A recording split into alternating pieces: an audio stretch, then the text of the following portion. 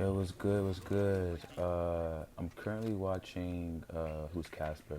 He's like a influencer. But I just want to say this before I get into the VOD. Um, I do touch on a bit of things. Like I've always said, like I nitpick. I do drag certain things on and all that good stuff. But when it comes to like small VODs, I try to make the best ability possible to stay on topic and be on topic, and importantly, get my topic across. So this video is really short for many reasons, and I have videos as short as this, and I talk for very short, but have very good information out. And that's a big thing too. It's if you're ever caught up in a wave that you don't know what to say, make a short video and then just spill out the important details. You know, too much information would honestly brain fog somebody without any details. So, yeah, just want to say that. But I shall begin. How to beat, yes, how to beat a solo queuer. There's two types of videos I do want to make about this. Is like how do you beat a 5 stack as a solo queuer, and how do you beat a solo queuer? Because when it comes to solo queuing, we all know they have their own selfish ways. They have their selfish ways. They like to do things on their own, and they only contribute to the team when it not only benefits them, but when it benefits a win. If it gets us a win, we're gonna talk. If it gets us a win, we will listen to you. If it gets us a win, we're gonna contribute. But how to really beat a solo queuer? A solo queuer is not going to do the normal flanks, as in like timing, or as in he's gonna be there after this, explosion, or making it detailed enough that let's just sit on the drone until he comes by, which not all the time it works, but all the time is not accurate.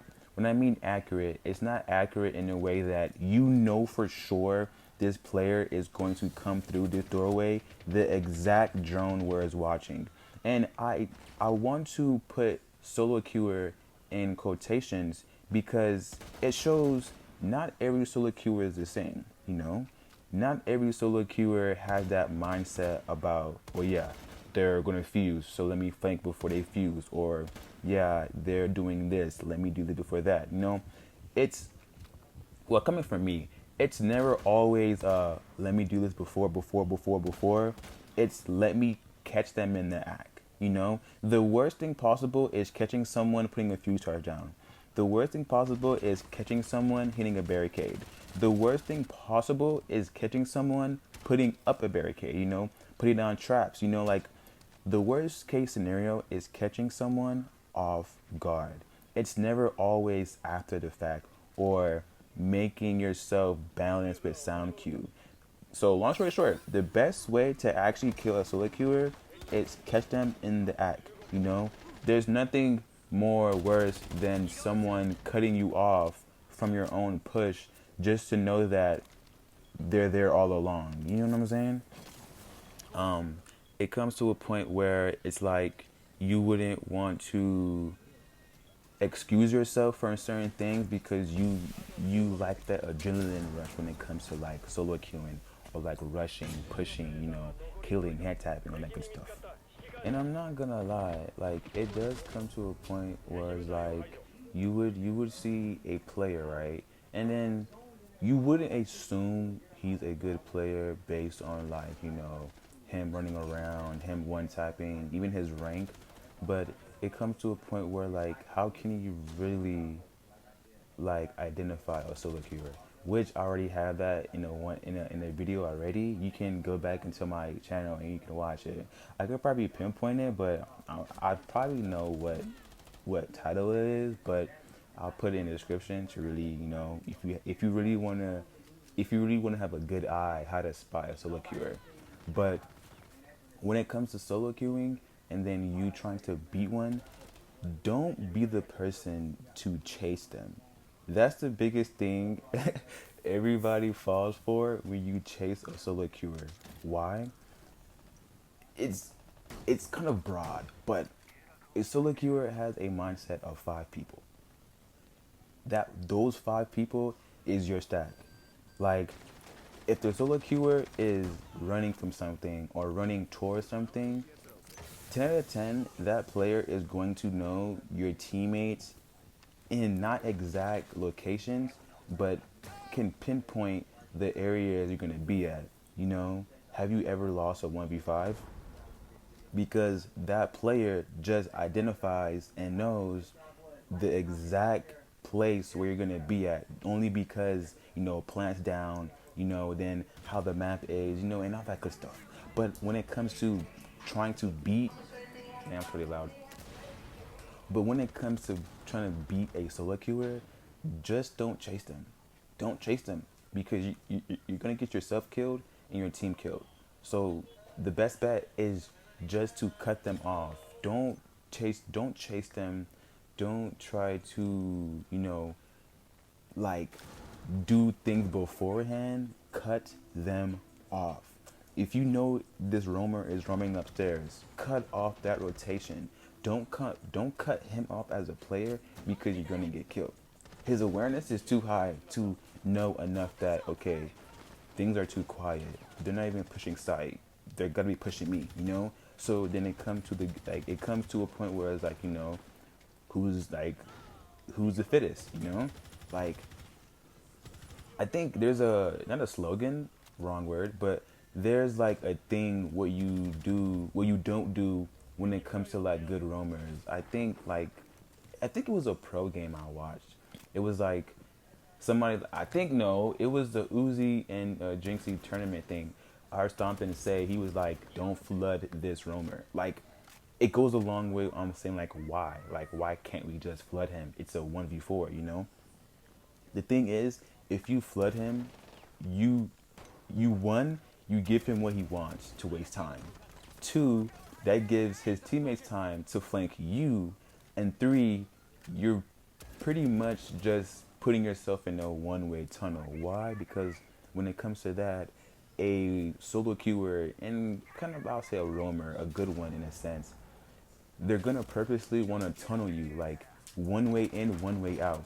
So it's like you either waste time on this push on trying to flood this roamer, or you just say fuck him and you just go your separate way. But when you say fuck him and go your separate way, it gives him even more time to push up on you. But I would say like 8 out of 10 when it deals with bad players, they just don't realize the fact that, okay, they just said chalk it and you're all inside and they're planting. And now all of a sudden the cat wants to run all the way downstairs and die. And you're like, did you not get the message where like, it's too quiet? Do you think that they're not gonna like care about you no more? Do you obviously think that they're not gonna push sight? Damn, my words, you know? So it's like, bro. So yes, and I do want to stay on topic. It does fall in the line where when it comes to trying to keep a solo queuer from a one-way tunnel. That might sound gibberish because I said that about, a roamer, but now I'm saying solo queuer. But let's just say as a solo queuer, when a solo queuer, well, a good one especially, when they tunnel you, all it is like it's a one way in, one way out entry. It's like, if you want me so bad, you have to come through this spot. If you want me so bad, you have to peek this corner. If you want me so bad, you have to do this. You have to do that.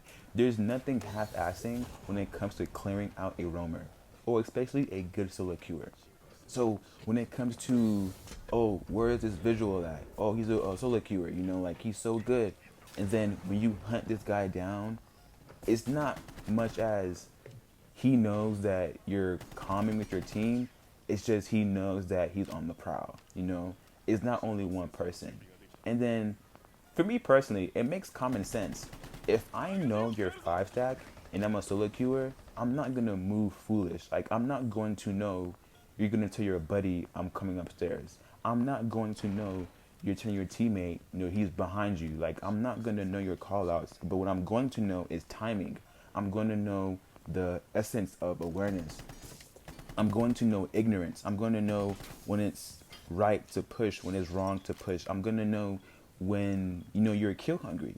So when it comes to beating a solo queuer, all I gotta say is don't try to be the superhero because you would always die. Don't be the superhero. So if you see them roaming, you see them getting kills, you see them doing them, I'm not saying let them do them, but have a peace of mind in the back of your mind telling yourself, this guy knows what he's doing, you know? And it comes to a point where it's how can this really help me beat a Solo Qer? Like, excuse me, like your team is tired of keep playing good Solo Qers, you know, like it's like how come, you know, we have these players in our team, they're so bad, but you know, on the opposite side they're so well, you know, like they're so good, like they're so talented. To really beat a Solo Qer, and it's coming from one, so like I'm kinda like selling myself short. How to beat them, like keep in mind everything I said. But how you truly beat a Solo Qer is B1. Like you can never beat a Solo Qer without you being one, you know? You having that selfish mindset, you know? It's a common thing for what I've seen and heard. Console rank, it's a big thing when it comes to doing a lot of unnecessary things. And then the big push is like console, they tell you what to do. Like when I say console, I mean like console tourneys, you know, console rank, anything competitive that falls under console, they tell you what to do. And me personally, I hate that. But anytime I watch like PC rank, they don't tell their teammates what to do. They give themselves scenarios. They give themselves alternatives. They give themselves ideas on what they can, should, and shouldn't do. You know, it's always like I'm not here to like to bash console or like to compare and contrast PC and console. It's just trying to get my point across over some like nitpick thing, you know. Like and I'm so serious. If you really want to beat a Solo Qer, it's B1. Be that person because you're not only going to know like I guess the map quicker, like know your surroundings better, like your awareness or like all that good stuff. Like you would know why they do what they do. This honestly for me as a Solo Qer, when it comes to like beating 5 stacks or like 4 stacks or even like clans, like they have the same like name and it's like I despise clans. Like I despise them, like each and every one of them. So when it comes to me from beating them, I know how to target because they're gonna communicate. They're gonna communicate with themselves. It's like no stack is gonna let their duo roam by themselves, not having their back. You know, like not the other president having their back. You know, so it's like if I know this Cavalier is roaming, he has to have a Legion teammate or a visual. So it's like I gotta be mindful on like where I push things and how fast I push because depending on like the speed and timing, they're gonna communicate and coordinate exactly where I'm at. You know what I'm saying? So it takes a little time and patience to really beat a Solo Qer because they're really draining you. And then when it comes to the fast people, shout out, you know, well, that's too much, it's too deep. But you know, shout out to all like you know all my Solo Qers that like play super fast. You know, it's like it's not the fact that you can't catch him, it's the fact that you can't read him. Like you know his plays, you know his movement, but you just can't read the type of archetype this player is because it comes to a point where it's like, hey, we all swing the same thing. We all camp the same spots. We all lean. We all drone. We all do the same things. But how do we do it? In style? In, you know, profession? Or we just casually drone, you know? So it goes a long way when you really want to beat a Solo Qer. Mind you, this VOD is about how to beat a Solo Qer. And how do you beat a Solo Qer? Is you be one. And that's where it's tough because no one likes to play Siege solo. No one likes to like mentally chalk themselves over bad teammates, good teammates. No one likes that feeling of keep losing every single time when you actually try your best. You know, no one is prepared for the racist slurs. No one's prepared for the trash talk. No one's prepared for the toxicity. No one's prepared for anything when it comes to solo queuing. So the best way to actually beat one, know one, and actually go head to head with a good solo queuer is be one. And that's where the risk is at. But, like always, have fun. GG's.